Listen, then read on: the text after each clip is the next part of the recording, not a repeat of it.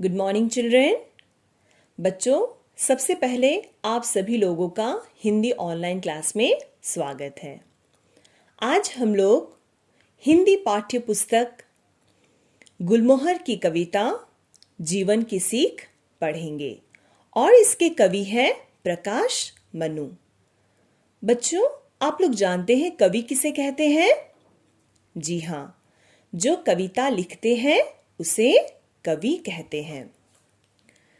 इस कविता के माध्यम से कवि प्रकाश मनु संदेश देना चाहते हैं कि अगर हम खुली आंखों से चारों तरफ देखें तो हम अपने आसपास की हर छोटी बड़ी चीज से कुछ न कुछ सीख सकते हैं। तो बच्चों,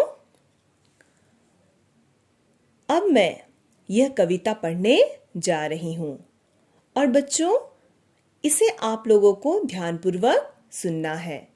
जैसे मैं यह कविता पढ़ रही हूं, ठीक उसी प्रकार से आप लोगों को भी यह कविता पढ़ने का अभ्यास करना है।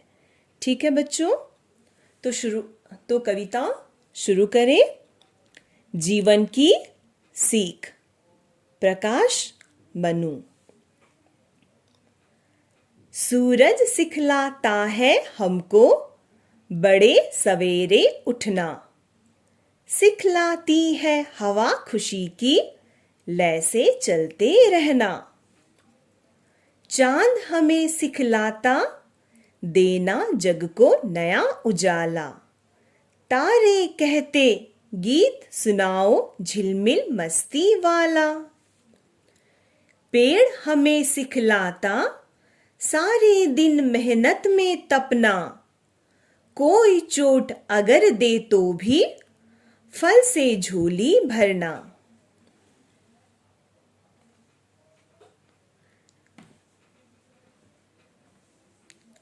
नदी बताती कल कल स्वर में बहना मेरे भाई, झरना कहता पल पल झरते सबकी करो भलाई।